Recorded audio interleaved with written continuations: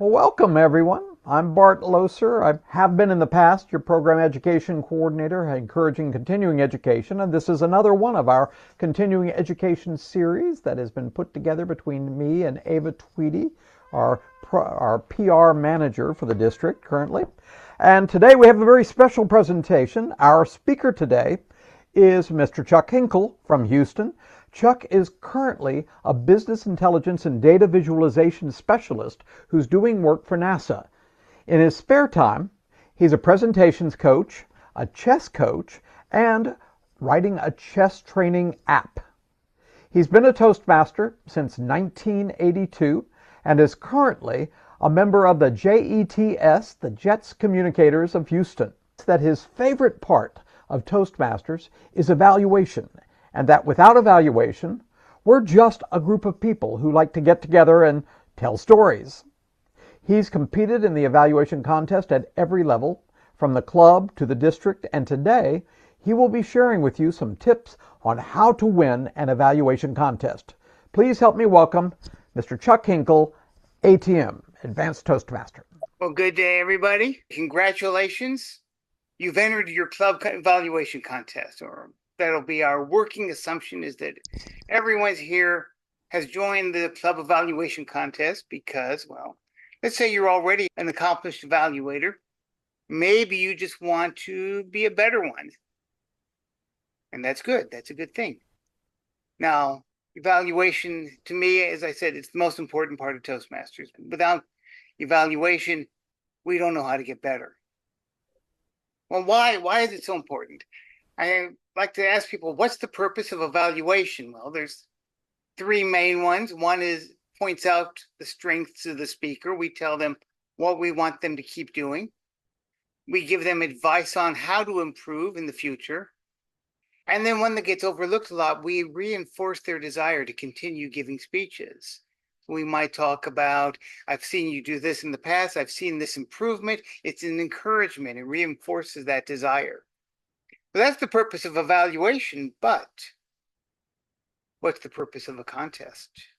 It's not the same. Purpose of an evaluation contest is to show your skill and win. And I say there's a deeper purpose also. As a contestant, you are demonstrating an effective evaluation technique, and you're encouraging others to do effective evaluations because they see how you do it. I like to say there's 4 types of evaluations that I typically see. I'll let you decide which type of evaluation you're going to use in the contest, although you may notice which one I have a preference for. The first style is drooling. I point out the strengths, and I point out strengths, and I point out more strengths. Maybe the best case I ever saw of drooling was we had a new member, and she gave her icebreaker. She was young. She was very cute. And one of the gentlemen decided to give her an evaluation, and it was glowing. I was like, okay, there's things to say about a drool evaluation. It does reinforce the desire to continue giving speeches. All right, that's what you get for that type. Second type, I would say, I could describe as saying nothing, but saying it really well. I heard this even at district level contests, so it can be effective. What I mean by this, the one that comes to mind, they have a whole bunch of canned comments about speaking topics. I felt when I heard for the first time, the person had already written out his entire evaluation, and he just looked for a couple of hooks inside the speech that he could tie it to. Okay, I saw you do this. And then he launched into his prepared section on organization or his prepared section on gestures. But it was kind of oblivious to the actual speech. But I'll tell you, it sounded really good because he had really done a lot of preparation. Somewhat it tells the speaker how they can improve. So it's not completely bad. Third one I have seen also at all levels. So I'll describe how I saw it at district, but you kind of humiliate the speaker. It can make you look really good, or knowledgeable, or maybe at least superior. I think that's the goal. I saw a evaluator use this technique at a district contest. They were describing that the speaker's gesture seemed stiff, and he compared it to being a robot. And he didn't stop there. He decided to make all kinds of robotic gestures and swivel, and to me, really humiliate the speaker. So I have seen that. Not my favorite. You kind of see what I'm working up to here. The fourth one is to give an excellent, spectacular evaluation. The only one thing is it's not easy. I like to say that good evaluations, that's the hardest thing in Toastmasters, because if you are too severe and too hard, you scare off your speaker. They're not going to do this again. Look what happened. They got punished. But on the other hand, if you're too easy, if all you do is the drool, they don't get any better. And time goes by, they give speeches, they don't get better. 6 months go by, it's time to renew, and they say, I don't think I really got any better. So they drop out, and you didn't do your job as an evaluator. Let's keep those 4 types in mind, though. What I want to do is show you how they work within a contest, because contests aren't just, oh, which one do I think is the best? Contests have rubrics. For instance, there is a ballot. The judges have a ballot, and they are going to follow the rubrics to determine which speaker they think did the best. So which of these types is going to win? Okay, you need to know what's on the ballot. So let's look at this ballot. 40% of the quality is based on analytics. How effective are you with your analytics? This refers to the effectiveness of the evaluation. Were your comments clear and logical? Did you identify very specific strengths and weaknesses of the presentation? This is where I say it puts the drool type at a huge disadvantage, because you aren't talking about weaknesses.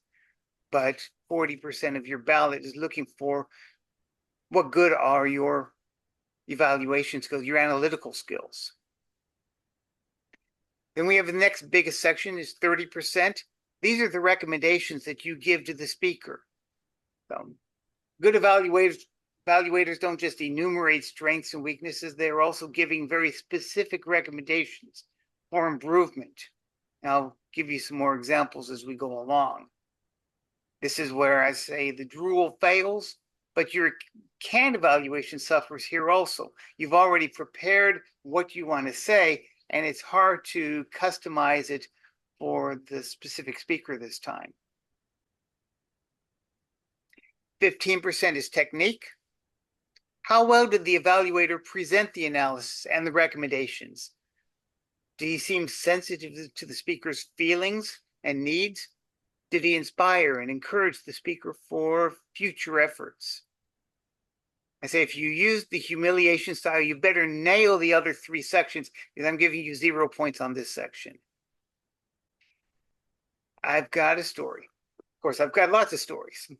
I've got a story of maybe the best case I saw where someone was a wonderful evaluator based on technique. So we had a member of our club who'd been a member several years. He was the president at the time, but he was just now giving his 10th speech. It was John Sorry. And he was a competent speaker. He was a very personable person. Everyone liked him. He had been doing well as a club president, and he was giving his 10th speech. So in the old book, that's when you became a CTM, a competent Toastmaster, and kind of graduated. It's an important speech. And he got up, and he gives his introduction, and we figure out he's talking about his father. And this, we saw very quickly, was a very emotional topic to him.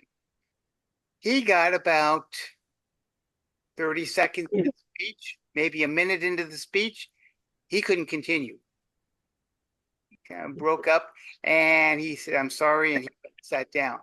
And there's the uncomfortable applause. And the Toastmaster starts to say, "Okay, fill out your evaluation." And John says, "Okay, I've got it. I'm ready." So introduction again, we all applaud. John comes up, and the second time he didn't get as far as he did the first time. Oh, wow. Well, I know. And he sits down again. So this evaluator gets up to do the evaluation, and certainly there were a lot of things he could have said that John should do better, and he ignored them all. But basically, the evaluator was encouraging him.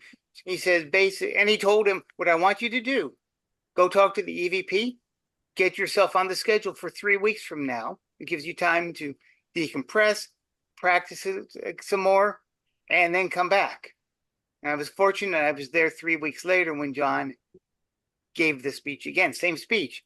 And it was the best speech I'd heard him give. It was really terrific.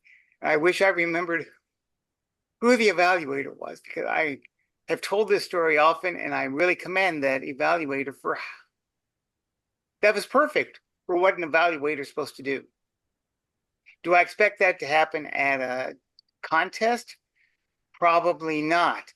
But that's my example of wonderful technique. And if you can display some type of sensitivity, some type of technique that is appropriate, it's worth 15 points on your ballot. And then 10% of your ballot is summation. The conclusion should briefly summarize the evaluator's comments and suggestions. It should be positive. It should be encouraging. That's what's on the ballot. You do well with all those sections, and you're going to win. Now, how do you do well in those 4 sections? Let me talk more about that 4th type of evaluation, the spectacular, excellent, effective evaluation. I'm going to talk based on something called descriptive feedback, which I feel scores at the top of all the sections in the ballot. I like to say that when I learned descriptive feedback, it was like being dealt a winning hand. There's 4 aces in my hand of descriptive feedback. The first ace, the ace of spades, because it's the most important ace. And the meme that goes with it is speak for yourself, not for the group. You speak for yourself, not for the group. Your job as an evaluator is to be a reporter. You're going to talk about what you saw, what you felt. You don't get to talk for anybody else. You don't get to talk for the group. You can't say, "Chuck, you bored your audience," because you don't know how anyone else feels. Now, maybe you do your evaluation, you stand up and you say, "I thought this was a very disorganized speech." Well, a lot of clubs I've been in, they have everybody fill out a form to do a few comments for the speaker, and maybe everyone else says, "Wow, this was the most organized speech I've ever heard." Is the evaluator wrong? No, because that evaluator is describing what they saw. He says it was unorganized to him. I don't say this was an unorganized speech for everyone, but I'm going to talk about how I saw it. Now, when I'm the speaker, I get to read through all the notes, and I see that only the evaluator felt that it was disorganized. Maybe he missed that one line in the introduction, which forecasts everything and makes it all make sense. Next time I speak, I may look at him when I do that important line so that he doesn't miss it next time.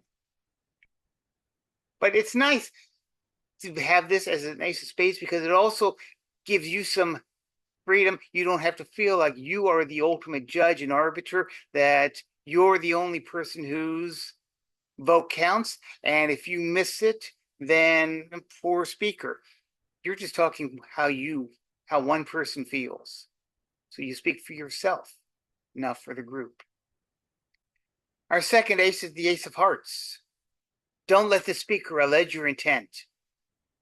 Allege intent.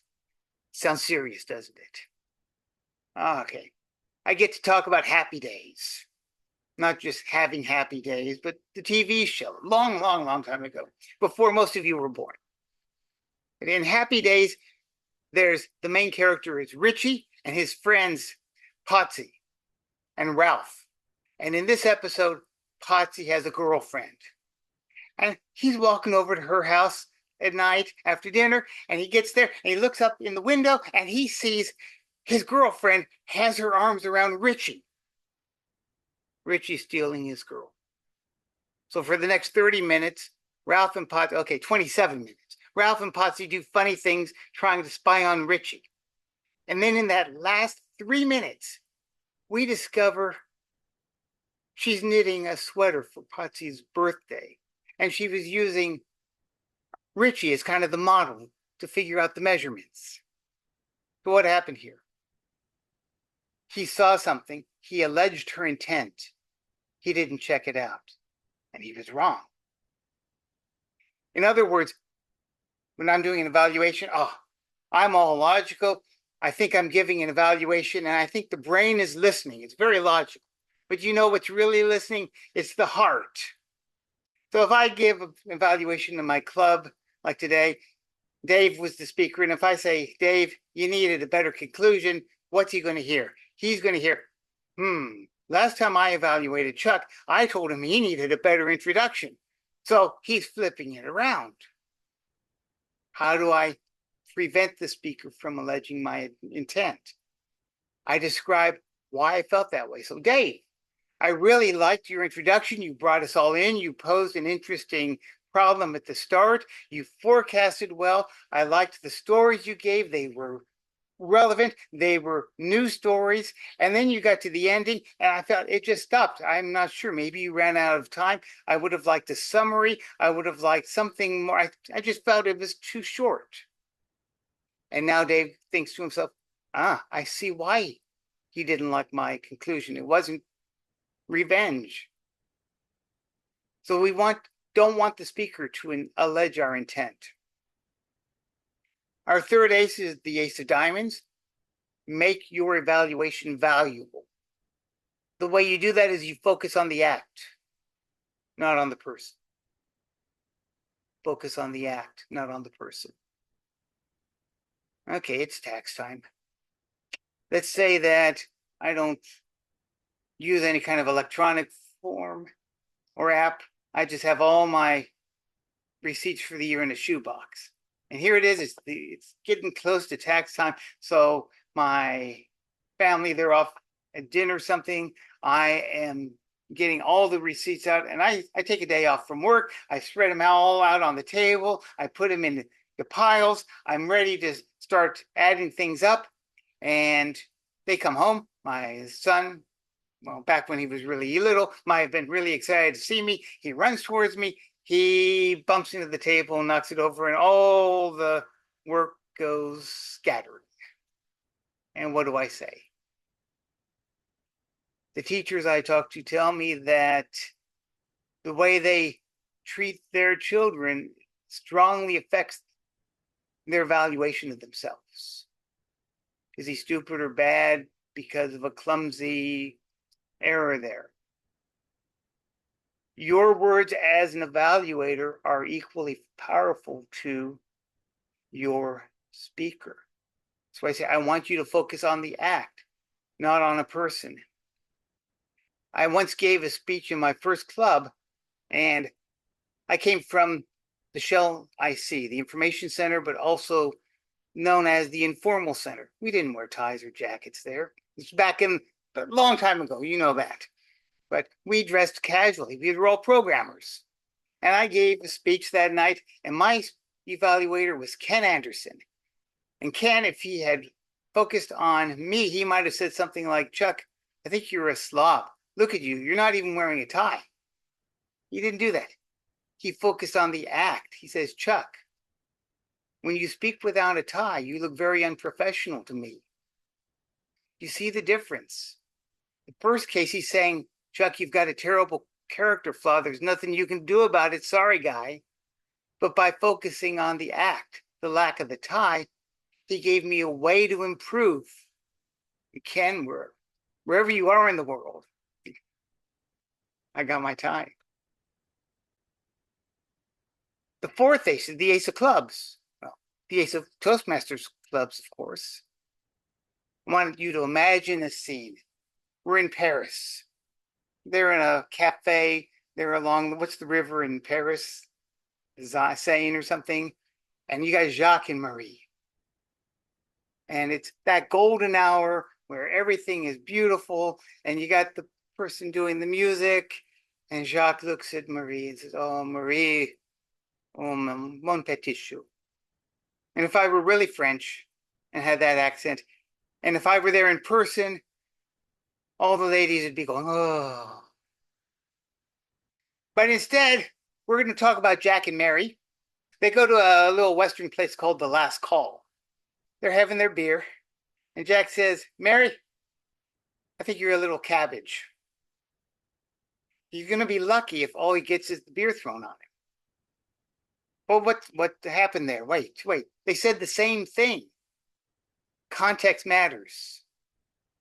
What would be a sweet compliment in one scene isn't so dear in the other scene. It's like that in a Toastmasters club. Toastmasters, the speaker expects you to tell them what they need to do to improve. I had a boss who once asked for feedback, and I've learned you can't give feedback up. But he wanted feedback, and I thought about it very carefully. I ended up coming up with a clever way to kind of give it to him without being confrontational. But I said, in a Toastmasters club, it wouldn't have been any problem because he expects me to tell him these things, and the speaker knows you're not trying to make them look bad. They know that you're not out for the job. You're not trying to get your paper published over theirs, or you're not trying to get their position. The only thing you are trying to do as an evaluator is to help them get better next time. And with that in mind, you can give practically any comment that is sincere, and they're going to accept it and understand why you're giving it to them. You can't do that with Jack or Mary there in the Achilles or at The Last Call. So those are the rules of descriptive feedback. We use those to put together and present what we feel, our conclusions as an evaluator. There's some other stuff, though, that goes into an award-winning evaluation. I say, here comes my big secret. You can prepare your evaluation. People think, oh, you can't do that. You can prepare speeches. How can you prepare an evaluation? You can decide in advance how you're going to organize it. I'm going to give you a few ways to do it, and I think they're all very effective. Well, then I'll give you some things not to do. But I've got 3 very effective organizations for your evaluation. First one is you can trace the speech's organization. So I would start an evaluator. I'll start talking about their introduction, what I liked, what I didn't like. Then I'll move to the first point and second point and third point and conclusion. And it's very easy for the speaker and for the whole audience to follow along because you are following the same organization that they did. It's an excellent way to give an evaluation. Second way, what I call the 3-column approach. I've known very good evaluators who do this. So they will make 3 columns on their paper in advance. And in the first column, they'll put the things they liked. In the second column, what they didn't like about the speech. And the third column, for everything that's in column 2, there has to be a thing in column 3 that says, how would I move it from column 2 to column 1? And then that's how they do their evaluation. Here are the things I liked. Here are the things I think you can improve. And here's how I think you could have improved it so it would have been an asset instead of liability. And then the conclusion is a word of encouragement.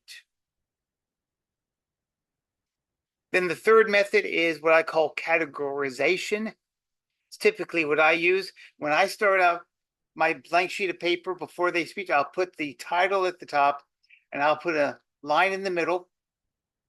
I've got a section for content, a section for delivery, and everything goes in one of those areas. And then when I do the evaluation, thank you, Mr. General Evaluator. Joe, oh, no, let me rewind. Thank you, Mr. General Evaluator, fellow members, guests, especially you, Joe. Joe, today you gave a speech entitled blah, blah, blah, the purpose of which was blah, blah, blah, blah. I'm going to talk about your content and your delivery. Or sometimes I decide to get bold and I'll say, I'm going to talk about your delivery and your content. Doesn't matter. But I've got all my topics on one of them I'll cover, and then I'll cover all the other ones.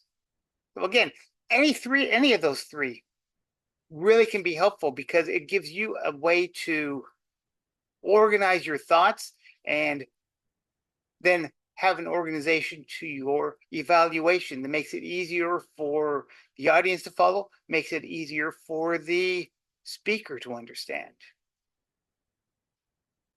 I do have two things I say do not do. I don't hear this, I haven't heard this done at the district level, but I often hear this at the club level. First, don't retell the speech. Maybe you've heard that. Her evaluator gets up and says, all right, I like your introduction. I heard you say this, and then you talked about this, and then you talked about this, and you told this story, and I especially like the part where you told about, and they're just retelling the speech. And guess what? The speaker already knows the speech. They told it to you. They don't need you to tell it back to them. Second thing you don't do is don't debate the speech. And again, this is more often with maybe an informational speech or a motivational speech that might, especially if it's on a topic, so it's a political topic, or if it's a I want you to do something topic. I've seen evaluators get up and talk about why the statistics the person used weren't appropriate, or maybe he overlooked some things, or why the evaluator has a different opinion for it. And none of that helps the speaker do a better job with the next presentation. You're now in a debate over the content. You're not talking about how they presented it, the delivery, the organization, any of those things that really matter for the speaker. So those are the things that I say don't do. What have we done? We've covered technique, scriptive feedback. Talked about the way to organize the presentation. Hopefully you're thinking about, you still haven't told me what to look for. How do I know what to put into my evaluation? Think about different purposes of speeches in general. I like to say, I'm looking for the roadblocks that impede the speech's message. Those are the things I want to talk about, especially for delivery. What are the habits and things that kept the speech from being as effective as it could have been? That's what I want to talk about. Well, let's talk about signs of nervousness. Those distract your audience. They interfere with your message. What am I talking about? The people get up and they kind of sway back and forth, or side to side, or back and forth through the whole speech. And pretty soon you're starting to feel like you're at a tennis match. Or people who just pace this way, this way, this way, this way. And it's distracting. I don't know if you've heard Yolanda Bynum. She's a District 56 presenter, but she's been in the international speech contest at least 2 or 3 times. I knew her when she first started Toastmasters, and I said, well, she did better than anyone else I've seen. She knows how to talk and move at the same time very well. I'm not that good. Typically, I will, in my head as a speaker, I know my first point's going to be here, and then during the transition, I'll walk here, and during the transition, I'll come over here and give my third point. I'm looking as an evaluator for movement with a purpose. Another winner of the international speech contest at the international level, Vikas Jingran, he talked about how he built his speech. He had one part of the room that he would go to, and that was to represent when he was getting advice from his elders. And he had another part of the stage, and that was where he did conflict. And there was another part of the stage. So he had it all planned out. And as an evaluator, watching his speech, I could see that. So that was something I pointed out. I thought that was very effective use of movement. So that's what you can look for. I might look for other signs of nervousness. Are they just gripping the lectern and they aren't going to let go of it for anything? And then in general, what bad habits do they might have that are distracting? So for guys, I say you take the keys out of your pocket because they won't hear it in the back, but the people in the front might hear it. Oh, I've got time for a story. My Marvin Odom story. Marvin Odom was the president of Shell. Wonderful speaker. He spoke in front of Congress. He was just really smooth whenever I heard him. And I enjoyed listening to him speak. He did a town hall once, and it was after a layoff. And he did here's what's coming up the next year. And they did Q&A. And the question was, are we going to have any more layoffs? And I didn't notice it until then. Someone let Marvin up with a pen. I didn't even notice the pen while he was talking. He was so smooth. All of a sudden, he's trying to answer that question. He's doing this, and he's doing this, and he's doing this. I'm thinking, why do you look so nervous, Marvin? Nope, I'm a good employee. I'm not going to go there. Don't worry about that. Ignore how nervous he looks with that question. So those are the kinds of things as an evaluator I'm looking for. Nervous habits. I'm also looking for eye contact. The audience reacts to eye contact. So is it someone who didn't leave the script? I've got a script and I'm going to read it, and maybe I'll look up for a moment because I really don't want to look at people out there. I'm just going to read my script. Or I'm just going to read my slides. I'll look back here and let you look at the back of my head.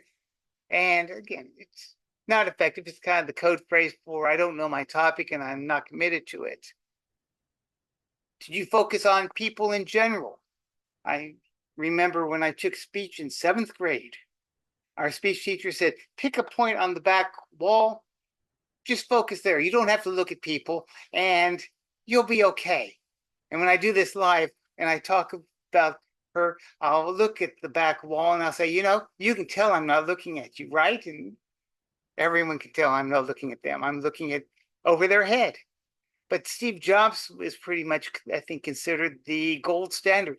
People would come away from his town halls and they felt that he spoke directly to them. He would speak to one person, talk a little bit, and move on, talk to another person, looking in their eyes for a sentence. He managed to speak individually throughout the room. So that's how effective eye contact works. And what I'll be looking for as an evaluator. I'll look to see is someone right-handed or left-handed with their eyes. Because I've had the case where you've got the speaker, they look this way the whole time. And if I talk to someone on this side of the room, they say, wonderful, beautiful eye contact. I felt you were talking to me. And the people over here are going, what are you talking about? Next, let's focus on the voice. So I'll think about, is the person loud enough? Did they vary their intensity through the presentation, or was it very monotone? I'll look for the rate of the speech. Did they find places to speed up? Did they find places to slow down? Get quiet. Be more dramatic, maybe. Were they conversational? Again, that goes back to the Steve Jobs type of presentation. They say he was very conversational. If you've seen any of his keynotes, that was one of the things he's known for.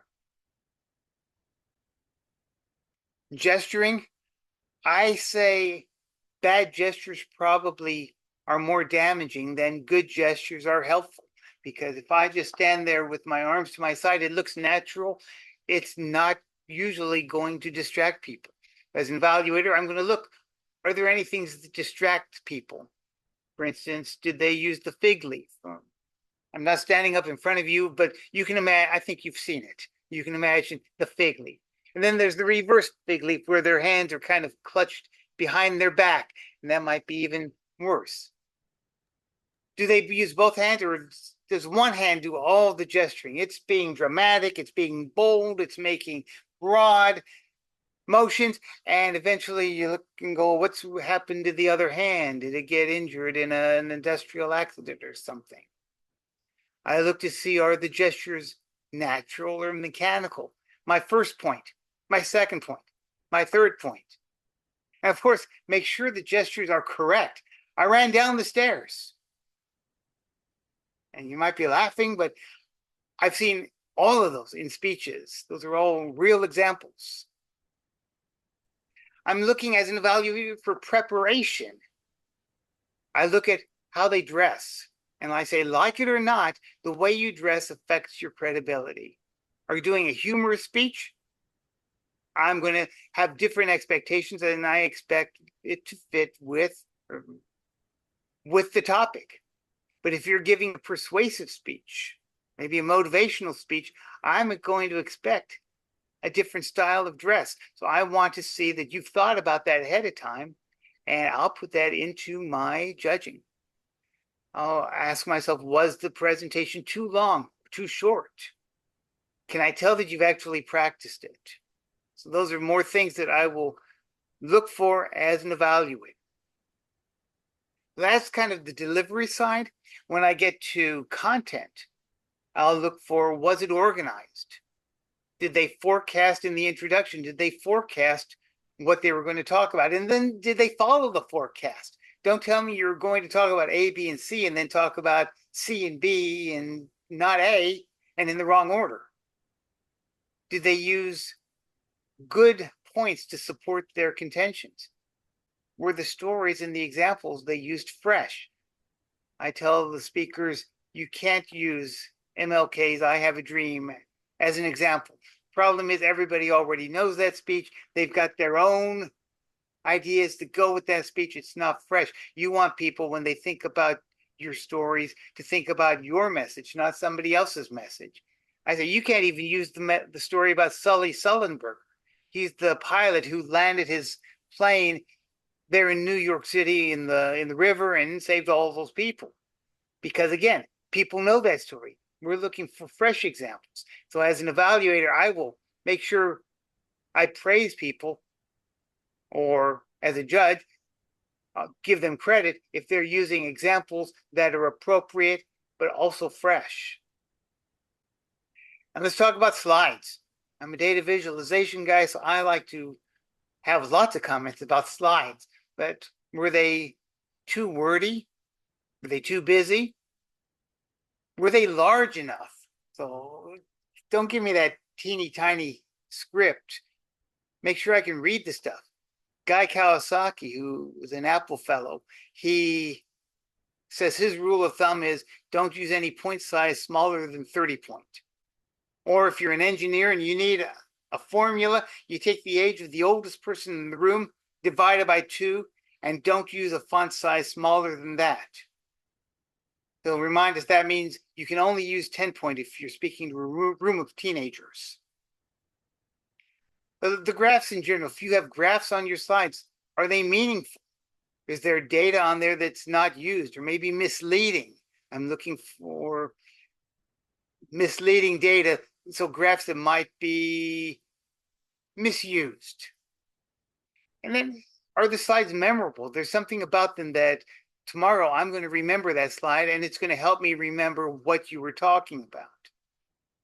Those are all the kinds of things I'm watching for and I'm commenting on as I do an evaluation. And I say, so we've talked about descriptive feedback, it's technique. We've talked about organization, the way I'm going to present it, and now we've talked about what to look for as an evaluator. And I get to ask you what questions you have for me so far. Hi, Chuck. Jeff Reichert, I've got a question for you. Okay. So every evaluation should have positive, good points, things the speaker did well as areas for improvement. Mm-hmm. But is there like an 80-20 rule on 80% of your evaluation should be positive, 20% should be negative. What if you see 6 things, 6 areas the speaker could improve upon? Do you try to go through all 6, or do you just pick the top 2? What are some of the rules and guidelines with regards to how much positive, how much negative? And does it matter if the speaker is new versus experienced? I mean, can you give us some guidelines on the positive, negative? Wow, lots of stuff to cover there. That's a terrific question. Let me think if I catch all these things. Definitely that I would say that it matters if it's a new speaker or an experienced speaker. Remember, what your purpose is to help them do better next time. So you can overwhelm somebody. I'm not sure I would, if I had 6 items, I'm not sure I would use all 6, partly because as an evaluator, I only have 2 to 3 minutes. And I want to make sure I have some time to talk about positive things also. If I'm only talking about 6 items that are negative, I think I'm going to run out of time. I think as an evaluator in a contest, I probably wouldn't go more than half negative. Now I've seen a district contest speaker for the evaluation contest who purposely made a really bad speech so that challenged all the evaluators, and they got to see how they would deal with that type of a situation. What I generally would do is I'm going to make sure I pick the most helpful items. So if I've got 6 items, I'm going to pick 2 or 3 that I feel will help them the most. And I want them to concentrate on those. Again, if I'm giving them 6 areas of improvement, that might be more than I want them to focus on for the next speech. I may be saying, here's what I want you to do this next presentation that you have, or these are the 2 things I want you to work on. And I think that's one of the untold secrets that can make an evaluation especially effective, is focus on the things that really make a difference. Did I get all the questions you asked? Well, there's more in the chat room as well. So I'm happy to answer some or ask some of those questions. Margaret suggests, how do we do all that you've been suggesting and still keep within that 2 to 3 minute time frame? And that's a problem also that Glenn had suggested, and is always a challenge for me, because trying to organize all of those thoughts during the time you have to prepare your evaluation and then do it in a way that it can be done within just that 3 to 3.5 minute little time limit. Is there any recommendation on how to look at the timing to decide when do you need to stop and move into your conclusion so that you finish on time? When I see the red card, I know that I've got to wrap it up. You all know that. You've got 30 seconds left. I know that my conclusion is generally not 30 seconds. So if I've reached what I'm ready for the conclusion, or even as soon as I see the conclusion, the red card, I know that I've got brief time to finish the point I'm currently making, and then I need to hurry and wrap it up. How do you fit it all in? Again, I'm prioritizing as I go along, and I'm writing it all down, but I'm circling or starring the ones that these are the ones I'm going to talk about in my evaluation. I'll number them on my sheet so that this is the order I want to talk about them in. And again, the fact that you've done some organization ahead of time, I think, can also help, because I know about where the midpoint is going to be. I see the green light. I know that's 2. I've got to be in the second of since I do content delivery, I need to be done, make sure I'm done with the content by the time I see the green card, because that's going to be, it might be like that 1.5 minutes, because you get 30 seconds, or you see it at 2 minutes. I forget. Well, that last 1.5 minutes moves very quickly. So in other words, and that 1.5 minutes means till you're beyond the red. And I've actually lost a contest, an evaluation contest, the first time I was in it, 15 years ago when I was in there by going over by 2 seconds. I was disqualified due to time. And so I learned that above all, no matter how good your evaluation is, it doesn't do any good if you go over time. I know I've come very, very, very close more than once. The timer has told me after some of mine that I was 1 or 2 seconds away from disqualification. I think, go back to table topics, I think getting better at table topics helps you get that sense of how much time you've got. Doing a lot of evaluations gives me a good feel for how fast I speak, how much I can fit in.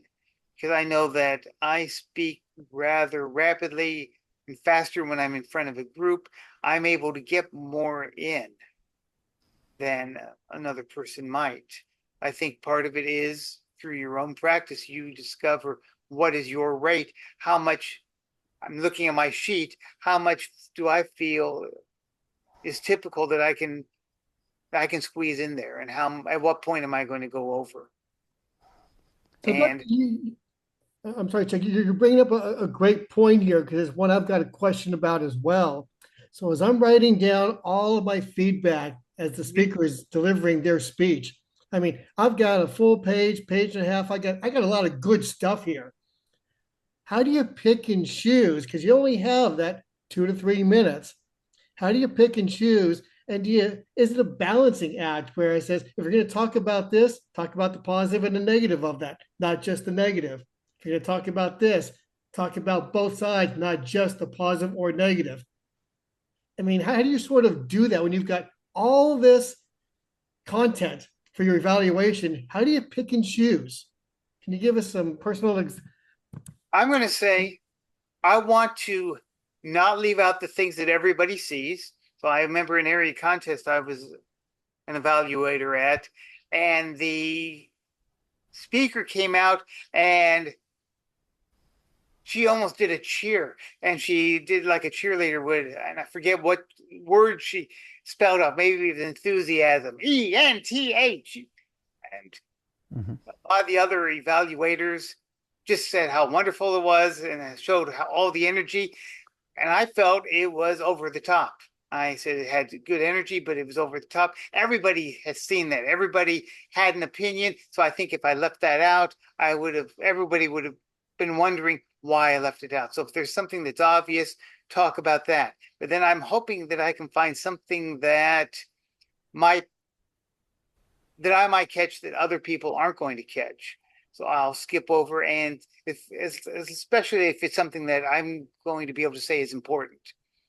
I'm looking for something that makes the evaluation more memorable also. So not Chuck, necessarily looking for the obvious stuff. I'm sorry, Alan. Cut you off. go ahead, Jeff. Oh, no, I was done. I just wanted to make that comment. So it sounds like he's looking for stuff that's specific to him and not really obvious to everybody to call out. That sort of brings your evaluation to the next level. Yeah. Great, thank you. Margaret's got her hand up. May I ask a question? Sure. In the second of your 3 ways of organizing an evaluation, the one that I like using and the one that I think I'll use in the contest because I just feel more secure is the 3 columns. Mm-hmm. And something that was suggested to me was that I combine the second and third columns because what I did was I said what I liked and I said what I thought could be improved. And then I said how it could be improved, but then I ended up having to repeat what I said in the second column. So I'm wondering how I can deal with that. And I don't use that method, but I think when I've talked to people, I recommend I will put 2 and 3 together. I don't want to go through a whole bunch of 2s and run out of time and not be able to give them the suggestions on how to improve those items in column 2. I also feel if I tie them together,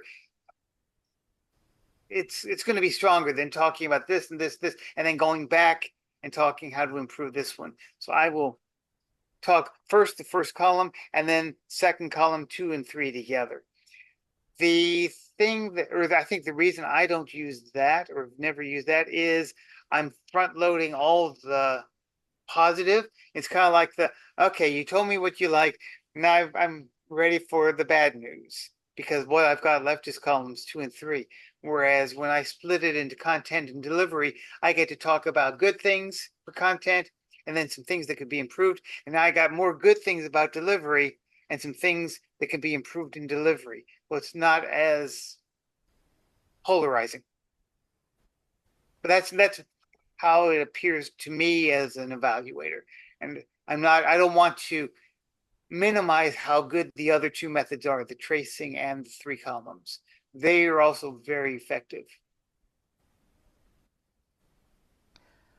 I had a question about just an opinion. I'm asking for your opinion in terms of when some people start off their evaluation, they like to tell people, here's how I'm going to organize my evaluation, and they tell people how they're going to present the feedback. Is that something you'd recommend, or should you just present it? I always do it. It's 5 seconds. I'm going to talk about your content and your delivery, and they see that's my organization. Just like a speech, I'm forecasting. Okay. Yeah. I think it's helpful. And I've found it helpful too in preparing for the contest is to get as much evaluation time in as possible. And that may be even going to a club where they don't have enough people to play roles. And you might say, well, I'd be happy to evaluate a speech. And so you can go to club even as a visitor and get some evaluation practice in. Something else you can do to get yourself warmed up is, let's say they do the international speech contest first. I'm doing an evaluation. I'm taking all my notes as if I'm writing an evaluation for each of those international speakers, because those are good speeches generally. So that's another way you can get extra practice in. And you can do that with any speech, even in your club. You could just be sort of a backroom evaluator. You're not going to be getting up to give the evaluation, but how would you if you were the evaluator? Yeah. Yes, sir. So this is the time to get that practice in during this season before the big contest if you are getting ready for your area contest or if you're having a club contest coming up now. So one thing I want to remind people too is that my goal for this particular presentation was to encourage all clubs to send a representative. Even if they don't have a club contest, you can send or nominate someone from your club to represent your club at the area contest. Sometimes I see these area contests where they say, we don't have but one competitor or 2 clubs here out of the 5 or 6 in my area. I'd love to see all 5 or 6 sending somebody from your club who can learn to become a better evaluator. It's a great practice. Are there other questions for Chuck at this point? We've got time for maybe one more. Yes, Chuck, I haven't been in an evaluation contest, but I gather you can bring up your notes and look at your notes. So the way it works, you can be taking your notes as they speak, and then after the speech ends, everybody's moved to another room, and you are given, I want to say 5 minutes. I'm not the contest chair, but I think Correct. so. 5 minutes. And you can write out your notes. Then at the end of the 5 minutes, the sergeant at arms collects everybody's materials. And as they call you as the next evaluator, they will hand you your notes back. So I am usually doing as much as I can during the speech to put all of my content together so that when I get to the back room, I'm rewriting the whole thing and putting it in the order that I want, rather than numbering and circling numbers off to the side and things like that, which sometimes I've messed up the order because it's a little messy. So I will use the 5 minutes, especially to rewrite. I'll have extra sheets of paper and I will rewrite my notes. And then you use your notes in your presentation. Yeah. So let me ask you, you've probably been a judge in this contest. If a person gets up and doesn't use notes and speaks, does that give extra advantage to that? contests? As a judge, I haven't ever given special consideration to that, because you saw the judging criteria, and there's nothing in there there is technique, which is, to me, how I present it. Am I sensitive? Am I using words that are conducive to helping them? There's nothing about how my gestures are as an evaluator or anything like that you would expect for a normal speech. So I don't deduct anything in my head because someone didn't get a chance to practice their evaluation. And Chuck, I believe in the briefing for the judges, it tells them not to be biased whether someone uses notes or not. I'd Okay, have to double confirm, but I have judged a few contests before, and I believe that is the case. That's good. And one thing I have done in the past, Chuck, I found helpful was that in that 5 minutes, if I am organizing my notes, I want to be well aware of when I have 1 minute left, because that's my time to make sure, do I have it organized so that when I walk up with this piece of paper, that it's going to look the way I want to look when I'm going to glance down. And I just have to stay very aware. I have 1 minute left, and then they're going to take my notes away from me. So that's for me, that's very helpful. I try to, if I can, I try to know the introduction well enough that even after they take my notes, I can at least practice the introduction. And that's one of the things I'm practicing during that time between after the 5 minutes and whatever I get called, which you just don't, well, you'll know at that point when it's going to be. And some people have more time to relax and think about how they're going to get up there and present it. But you won't have your notes back in hand until you're ready to walk into the room. Right. So, we do have time actually for one more question if there's someone else. Otherwise, I Well, just want to check think and he see. also had some Ava, yeah. resources. Oh, share. yes. Could we talk about resources? Wonderful. We have several contest links. For those of you competing, we do have the link. It's to our main contest page. I'll put that into the chat for you. It is for everything that you need to know. If you go there and click on the link that I put in the chat, you will see then we have the ballot, the little sheet of paper that you're going to get. There's also information there for your briefing. So if you wanted to know ahead of time what you're going to be briefed as a participant, you can find that information. Or if you're perhaps maybe you're not participating in a contest, but you're hosting one and you need to have those details, that is actually the first link that Chuck is sharing here on the screen, which is the one for contest organizers, which I'm putting into the chat as well. So these are very helpful. They're on our district website. They give you everything that you need to know to participate. There's also a page in there to send to visitors, a family member who might want to go to a contest. You can give them a link so they can learn more about it. One more thing I want to add to that is I think everyone in the clubs should become familiar with this resources that are on the TMD 55 website for club contests, because I would love for people to participate not only in the contest themselves, but we need judges for other contests. We need also players, sergeants at arms, ballot counters, and other timers and such to play these roles, and each have specific responsibilities, and you can find out more about them at the resource page. But I would love for all clubs to consider getting involved in their area contests, and certainly many people getting involved with the division contests. And I would love for everybody to be coming to our district contest, which will be happening on the 30th of May. So that weekend, that last weekend of May, I'd like everybody to consider coming to our contest and our conference that's going to be in Kerrville this year. So it's a great opportunity. Did you want to say one more thing about that, Ava, to add to it?